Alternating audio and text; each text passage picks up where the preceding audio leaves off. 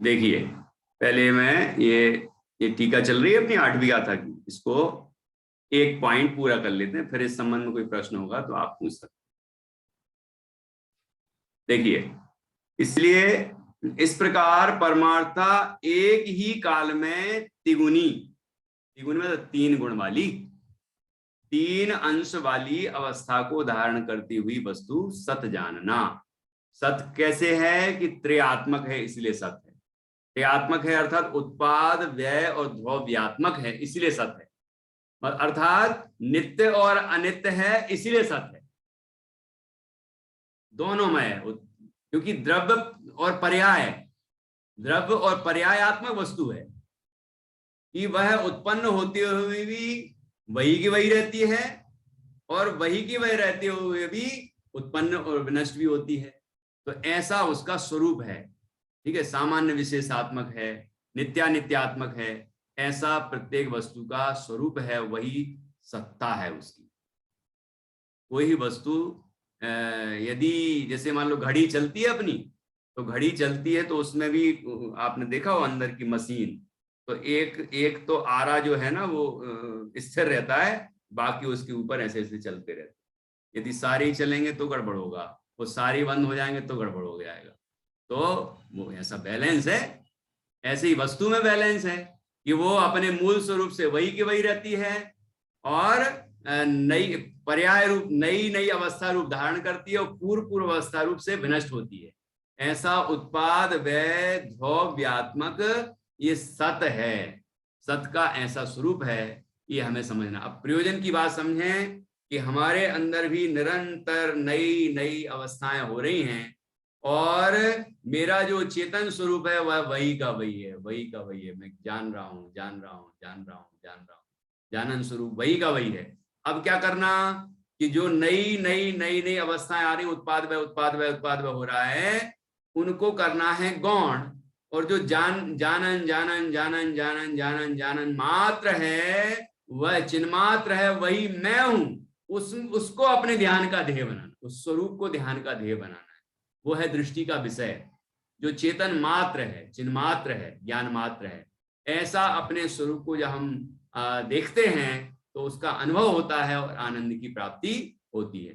तो पर्याय की स्वीकृति पूर्वक उसका निषेध किया, मतलब उसको गौण किया, और द्रव्य स्वभाव को हमने मुख्य किया, तो अनुभूति प्रकट हुई और आनंद प्रकट हुआ।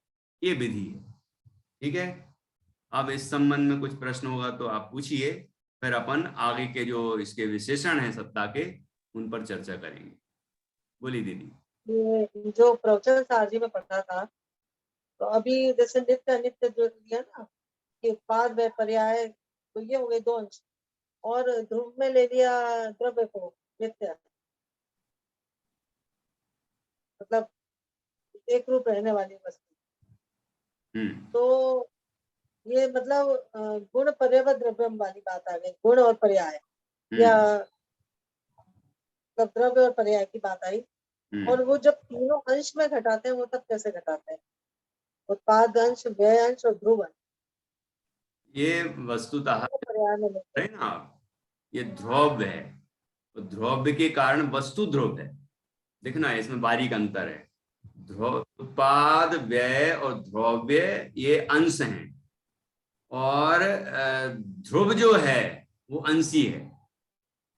द्रव्य अंश की तरफ से जब वस्तु को देखते हैं तो वो ध्रुव दिखाई देता, वही का वही, पूरा वस्तु, पूरा द्रव्य वही का वही है, पूरी वस्तु वही की वही है, तो वहां उत्पाद और व्यय गौण हो जाते।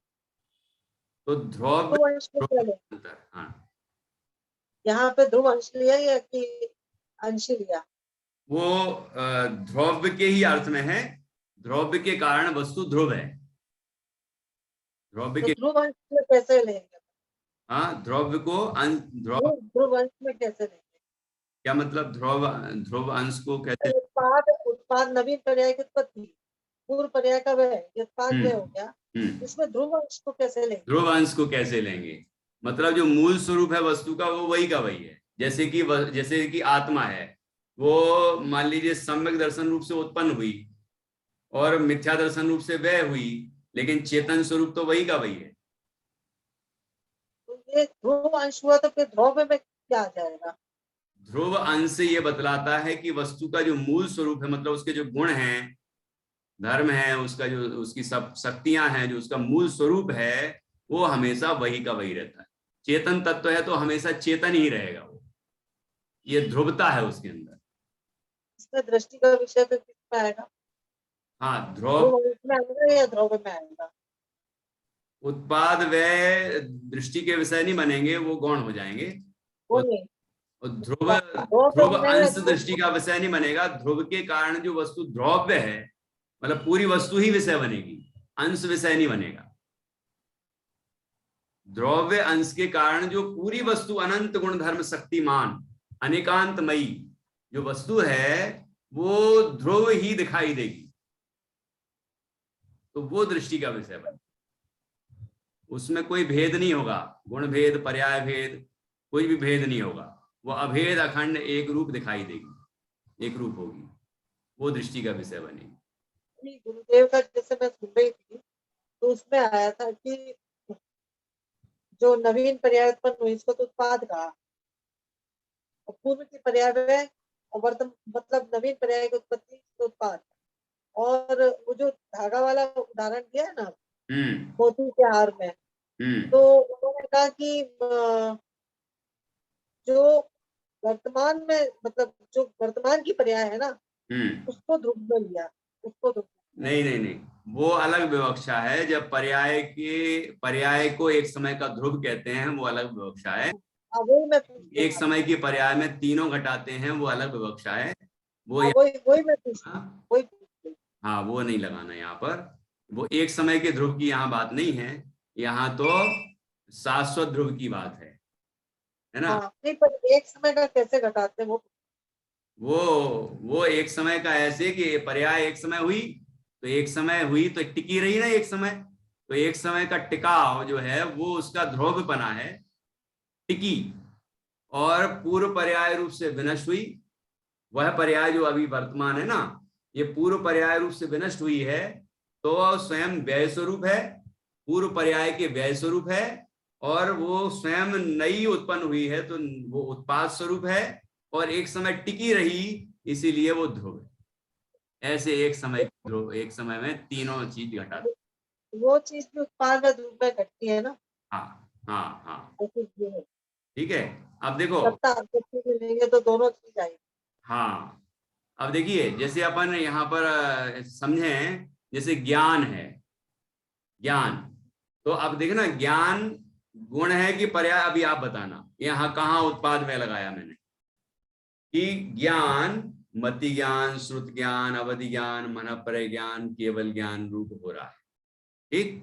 और अभी जो जो अपना चल रहा है ना ज्ञान, ये अभी लाइट चली गई है, इसका मतलब कि ये अपना बाधा उत्पन्न होगी, इंटरनेट चला जाएगा।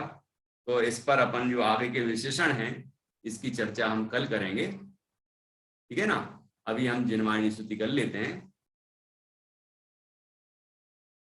निज निधि निज में बताई, यह अनंत उपकार है।